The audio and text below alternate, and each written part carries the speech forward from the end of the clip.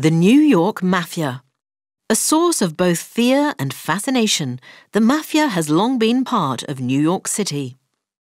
New York's mafia story began with the arrival of large numbers of poor Italian immigrants in the early 1900s. Many were from Sicily and southern Italy, where organized crime gangs such as the Cosa Nostra and the Camorra had long existed. The Sicilian model was copied by Italian street gangs as they grew into larger, more powerful organizations. By the 1920s, they controlled the city's gambling, prostitution, and most importantly, its illegal bars, called speakeasies, of the Prohibition era. It was this that first made folk heroes of the gangsters, because New Yorkers were never in favor of Prohibition to begin with.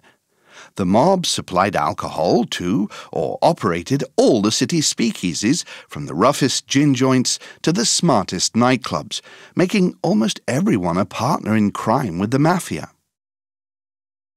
While Prohibition made the mafia incredibly rich and powerful, the 1920s were also a time of vicious gang wars as rival groups sought dominance in the city. Ultimately, everyone could see this was bad for business, so in 1931, the gangs organized themselves into 5 families with clearly defined geographical zones.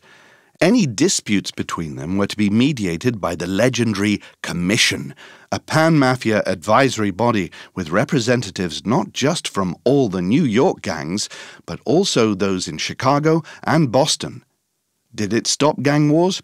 No, but the scale and frequency of the disputes and violence became less important, and the 5 mafia families remained over the following decades. Those same 5 families exist in New York today: the Bonanno, Colombo, Gambino, Genovese, and Lucchese families. Although they now have to contend with more recent arrivals, such as the Colombian and Russian mafias, New Yorkers know where members of the New York Mafia live, mostly in Staten Island, and which aspects of city life they control. Back in the 1970s, in the mafia's heyday, little happened in New York without the mafia's involvement.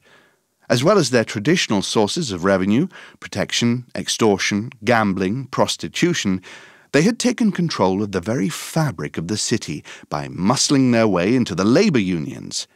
Everything from construction to waste management to trucking and ports to the hotel industry was under mafia control.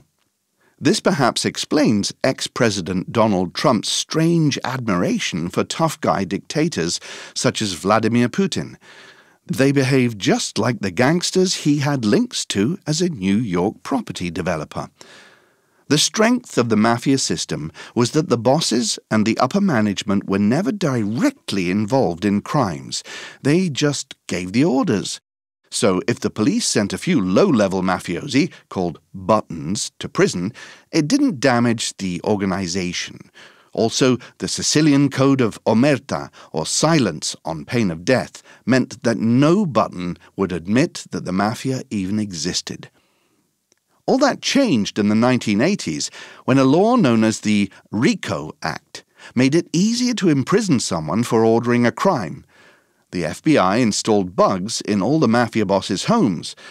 By 1986, they had enough evidence to arrest the bosses of all 5 families and many of their lieutenants.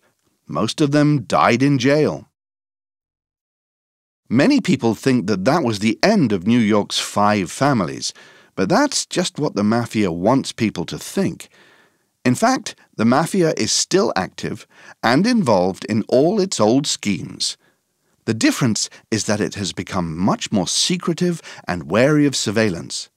Various estimates say that around 12,000 people in New York work for the mafia, about 10% of whom are made men or within the family inner circles. The FBI, meanwhile, has redirected most of its resources into fighting terrorism. The Wall Street Journal says, however, that the surveillance disaster of the 1980s has left today's aging bosses anxious about handing over to the next generation. The problem is that the younger mafiosi, like everyone else, use their phones for everything. One was recently arrested after issuing death threats by text message.